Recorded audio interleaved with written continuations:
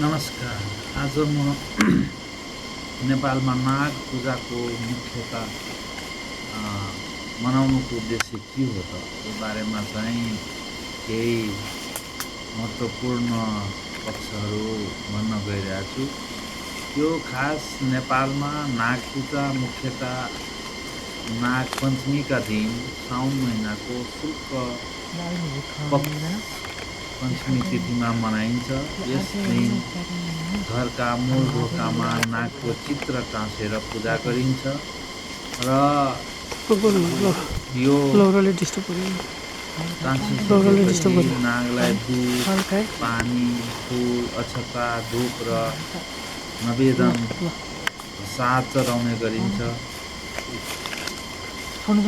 र नाग देवताका वासस्थान मानिने इनार, कुवा, पोखरी वा नागस्थानमा गएर पूजा गर्ने गरिन्छ र साँझको बेलामा तराईमा यो धानको लाभासँगै मुसाको दुलोभित्र रहेको माटो मिसाएर सर्पलाई खुवाउने गरिन्छ र यो मुख्यतः मुसाको दुलोको माटो लाभासँग मिसाउनुको अर्थ के हो भने त्यो लाभामा मुसाको गन्ध हुन्छ र सर्पले त्यो मुसा हो कि भनेर झुक्किएर मुसा खान चाहिँ मेन उसको आहारा हो र मुसाको खोजीमा त्यो लाभालाई खाने गरिन्छ भने यसको एउटा विश्वास छ। साथै दुधहरू पनि खुवाइन्छ। सो यो किसानको लागि मुख्य साथीको रूपमा लिने गरिन्छ सर्पलाई। मेनली यो एकदमै किसानलाई दुःख दिने हिंसकहरू जुन चाहिँ अब सर्पै भनौँ अथवा मुसा भनौँ, जुन चाहिँ किसानलाई चाहिँ एकदमै दुःख दिइराखेको छ, अन्नबालीहरू खाएर नोक्सान पारिराखेको हुन्छ, त्यसको लागि सार्थक रूपमा सर्पहरू चाहिन्छ, जुन सर्पले सर्पै खान्छ र ठुलो सर्पहरूले कति मुसाहरू खान्छन्, जसले यति आयो गर्दा यार कृषकको धान बालीहरू जोगिनमा सहयोग पुग्छ। त्यस कारणले यो नाग पूजा चाहिँ कृषकको लागि एकदमै उपयुक्त मानिन्छ। साथसाथै यो वातावरणमा पनि यो इकोसिस्टम मेन्टेन गर्नको लागि विषादी चिजहरू यसले खाएर यो हाम्रो प्रकृति र वासस्थानलाई चाहिँ स्वच्छ पार्नमा ठुलो महत्त्वपूर्ण भूमिका र योगदान खेल्दछ। जसले एकछिन मेरो गर्दा त यो आधा घन्टा सर्प चाहिँ आउने यत्तिको हौडा गर्छ चाहिँ मार्नु हुँदैन र नेपालमा मान्छेहरूको चाहिँ यो अनुभव र एउटा चाहिँ जनचेतना नभएर सर्प देख्ने बित्तिकै टोकिहाल्छ कि भनेर सर्पलाई मार्ने गरिन्छ। त्यो चाहिँ वास्तवमा होइन। सर्पलाई नकुल्चेमा होइन, अब ओछ्यानमा सुतिरहेको बेलामा चाहिँ अब उसलाई छोयो भने, पोल्टो फेर्यो भने सर्प चाहिँ फर्कियो अब यार मेन कस्तो आफ्नो ज्यानको सुरक्षाको लागि त्यो बेलामा टोक्ने गर्दछ। डिफेन्सिभ मेकानिजम त्यसले चाहिँ क्रिएट गर्छ र आफ्नो सुरक्षाको लागि टोक्न पुग्दछ मान्छेलाई र कतिपय मान्छेको मृत्यु पनि हुन्छ र नेपालमा करिब 2500 देखि 3000 को हाराहारीमा मान्छेहरू सर्पको टोकाइबाट मर्ने गर्छ र यो सर्पको चाहिँ अब टोकेपछि औषधि जुन एन्टिभेनम हो त्यो सर्पै चाहिन्छ, जुन चाहिँ स्नेक फार्मिङबाट एन्टिभेनम निकाल्ने गरिन्छ।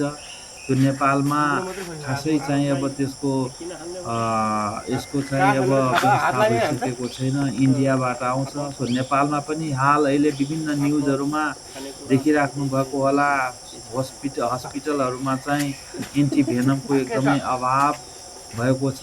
सो यो जानै चाहिँ अब मान्दैन मेन स्नेक फार्मिङ गरेर एन्टिभेनम चाहिँ प्रोडक्सन गर्नुपर्ने हुन्छ, जसले गर्दा मान्छेको जुन सर्पबाट टोका हुन्छ त्यसबाट चाहिँ जोगाउन सकिन्छ। सो यो चाहिँ नाग पूजा एउटा चाहिँ सर्प संरक्षणको लागि एकदमै महत्त्वपूर्ण भूमिका खेल्दछ। सो ह्युमन स्नेक कन्फ्लिक्ट जुन द्वन्द्व हुन्छ मानव र सर्पको द्वन्द्व टोकाइबाट। सो यसको चाहिँ हामीले विभिन्न तरिकाबाट यसको न्यूनीकरण गर्न सक्छौँ। यसको चाहिँ मेन गर्मीको याममा हामीले झुल लगाएर सुत्ने, अनि रातिको बेलामा बाहिर निस्किँदा लाइटहरू बालेर मात्रै निस्किने, र सर्प टोकिसकेपछि बिस्तारै त्यहाँ चाहिँ एउटा कपडाले, डोरी जस्तो कपडा होइन कि चाक्लो कपडा बनाएर, जुन चाहिँ अब एउटा ब्यान्डेज हुन्छ त्यस्तै चाक्लो बनाएर सर्प टोकेको माथिको भागमा त्यो बिस्तारै बाँधेर छिटोभन्दा छिटो चाहिँ सर्पदंश केन्द्रहरू आर्मीले सञ्चालन गरेको छ नेपालमा। त्यहाँ चाहिँ सर्पदंश केन्द्रमा लगेर अथवा हस्पिटलमा लगेर जहाँ एन्टिभेनम छ त्यहाँ चाहिँ तुरुन्तै लग्न सक्यो भने ज्यान जोगिन सक्छ। र त्यसको लागि चाहिँ सर्पको पहिचान, कुन सर्पले टोकेको हो त्यसको पहिचान गर्न आवश्यक हुन्छ। त्यसकारण यो सर्प टोकिसकेपछि त्यो सर्प चाहिँ फोटो खिचेर पनि देखाउनु पर्ने हुन्छ सम्बन्धित डाक्टरहरूलाई। त्यसकारण त्यो सर्प पनि चिन्न सक्नुपर्छ। सो यो नेपालमा विभिन्न विषालु सर्पहरू छन्, जस्तै कोब्रा भयो, त्यसपछि गहुमन सर्प, करेतहरू भयो होइन। यो सर्पहरू एकदमै विषालु सर्पहरू छन् र कतिपय अविषालु सर्पहरू पनि छ, त्यसको विष लाग्दैन। सो यो सर्प र मानवको जुन द्वन्द्व हुन्छ यसलाई न्यूनीकरण गर्न सकिन्छ, र यो सर्प बचाउनमा चाहिँ अहम भूमिका खेल्नुपर्छ। र स्वच्छ वातावरण बनाउनको लागि सर्पको एकदमै ठुलो महत्त्वपूर्ण भूमिका रहेको छ। धन्यवाद।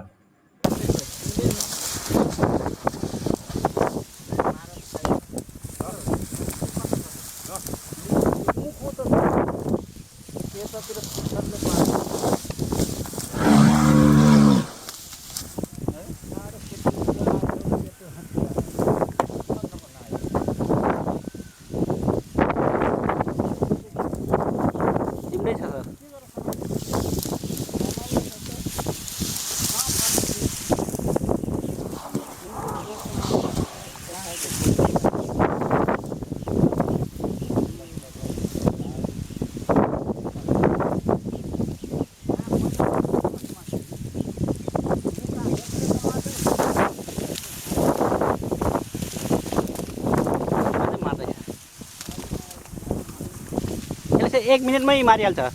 झ्याप समाउँछ अनि त्यो पुरै बेतारिहाल्छ।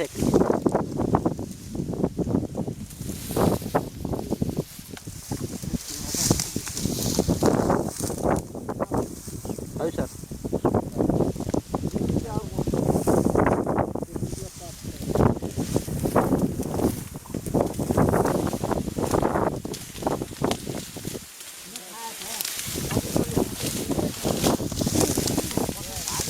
मैले मुभी बनाएर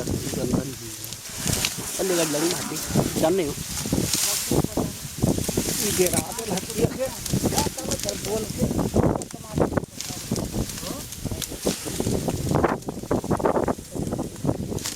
अलि गाडी फेल जान्थ्यो टाउको यतातिर।